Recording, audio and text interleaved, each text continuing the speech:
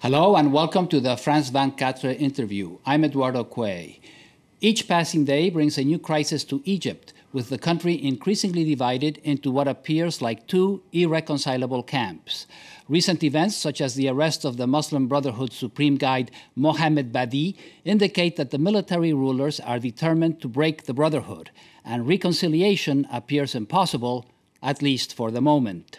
Where is Egypt heading? Here to talk about what might happen next is one of the leading experts on the country, Gilles Kepel, the author of numerous books on Islam and the Arab world. His latest book, Passion Arabe, has just appeared in France, is a bestseller, and is likely to be translated into English. Professor Kepel is a professor at Sciences Po here in Paris, and he has also taught at the London School of Economics and at Columbia University in the city of New York. Welcome once again, Professor Kepel, to France 24. Always very happy to have you here. Thank you. The first question that I have for you is, you have been a very long time observer of the Arab world now. Could you have ever imagined that Egypt would get to the point that it is at the moment? Well, it's really new to me. I mean, I've been in Egypt on and out for 30 years. I mean, I wrote my PhD on the field in Egypt on the Muslim Brothers on the days of Sadat's assassination, that is 30 years ago.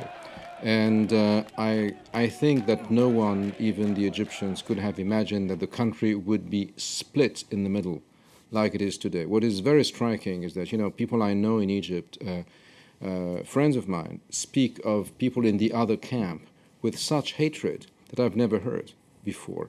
And to me, it sounds like what I hear in Syria. When I listen to, look at the blogs of the Syrian opposition or the Syrian pro-regime factions, I mean, the amount of hatred is tantamount to what we have now in Egypt. Can we imagine that this could turn into another Syria? Is that imaginable?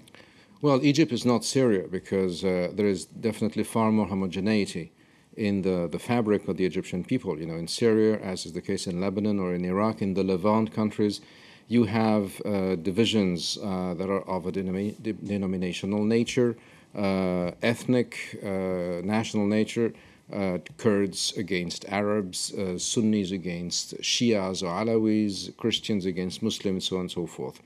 And, the fault lines are so many, and this is already visible in Syria. Whereas in Egypt, we were used to think, as they say in Egyptian, شخصية مصر, i.e. the personality of Egypt, that, the people was one, has been such from time immemorial, even though you have Christians and Muslims, something like probably 10% What Copts. happened then? What has happened?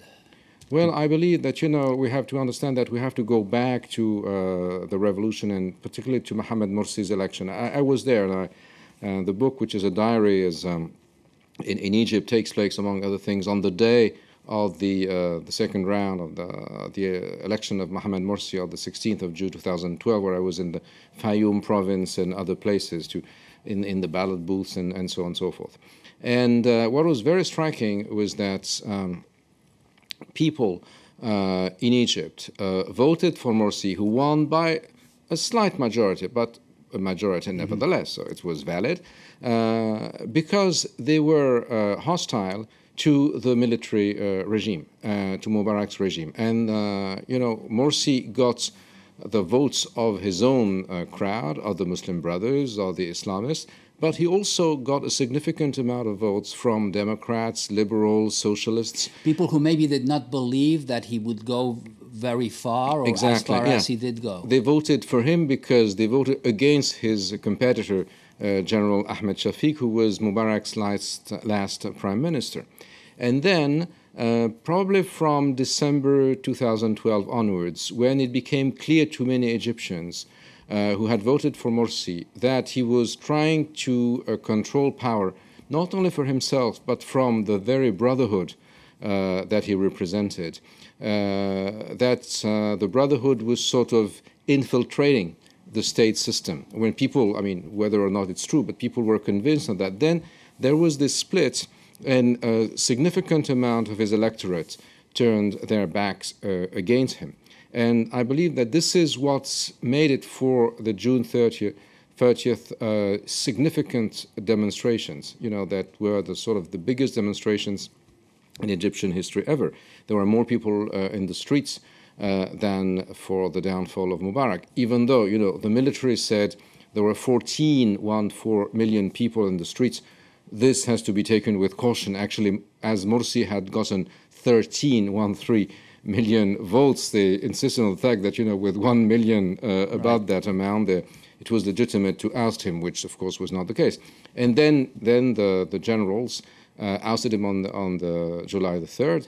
And this is the big mystery. What happened to General Sisi? How come this man, who was considered, in America when he was studying in the American Military Academy, he was writing essays praising Islamic law. His wife is veiled, and he was considered as the sort of liaison officer between the brothers and the state system. And apparently his wife is veiled as absolutely, well. Yeah.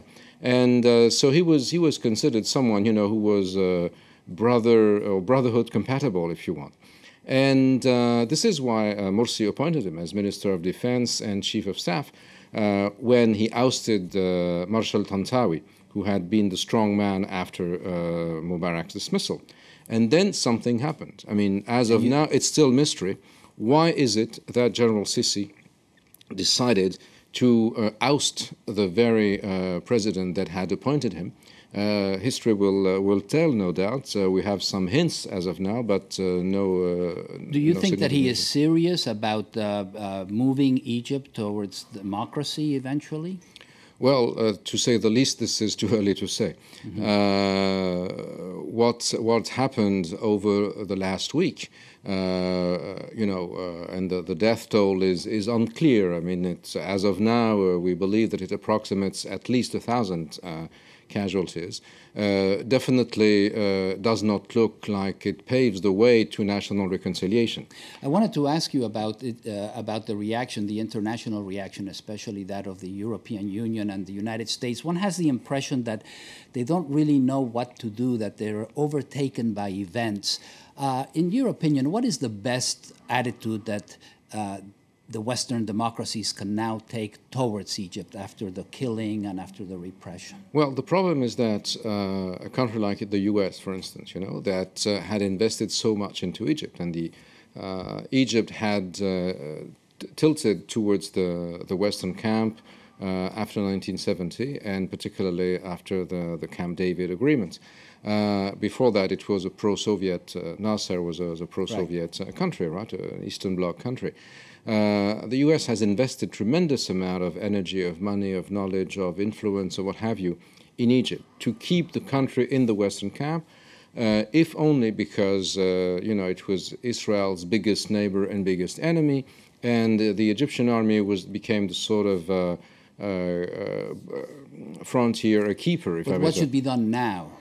Well, the problem is the following: that the U.S. cannot act because they have no friends in Egypt left, and this is the big mystery, of the situation, because they cannot talk to the military. Sisi had clearly said that he disregarded Obama's remarks. Why is that? When you know that the U.S. pays $1.3 billion per year for the Egyptian army. Well, Saudi Arabia, the United Arab Emirates, and Kuwait have put $12 billion on General Sisi's right after the ousting of... But should the United States then cut aid, or should it try to maintain lines of communication open? Well, it cannot cut aid, because if it cut aid, then it loses all access. And they also have lost access to the brothers, and they're accused by the anti-Morsi people and the anti-brothers group to have backed the brothers because they thought that they could play the brothers, And that is what is very striking. And, you have to keep in mind that the Sunni world now is becoming fragmented. There is a fault line. Before that, you had one before the Shia world and the Sunni world, and the epicenter of which was in Syria, when you had what is called the Shia crescent in Sunni circles, i.e. Tehran, Baghdad, Damascus, and Hezbollah joining forces against a group of Sunnis headed by Saudi Arabia with Egypt and Turkey and so on and so forth. Now, within the Sunni camp, You have Saudi Arabia, the Emirates, Kuwait, Jordan, and General Sisi on the one hand, and on the other hand, you have Turkey and Qatar backing the brothers. Very quickly, do you think there's any possibility of elections being held in Egypt anytime soon, given what has occurred? Well, it's very difficult to have elections when you have that amount of repression. And what is going to be the fate of the brothers? I mean, Mohamed Badie, the supreme guide, was seen arrested on television, and the image was very potent, of course. What does it remind people in Egypt, even though they were not born at the time? You know, the old images of the repression of the Muslim Brothers already in 1954. By whom? By Abdel Nasser. Nasser, the founder of modern Egypt, to whom General Sisi is trying to be compared. And I believe that this is the big stake in Egypt now. I mean, who's going to overcome?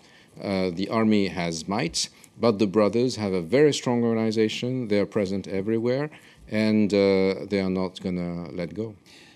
I'm afraid that we're out of time much too soon, unfortunately. Thank you so much, Gilles Kepel, for coming here to France 24. And please do stay tuned for more news on France 24 in English, French, and Arabic.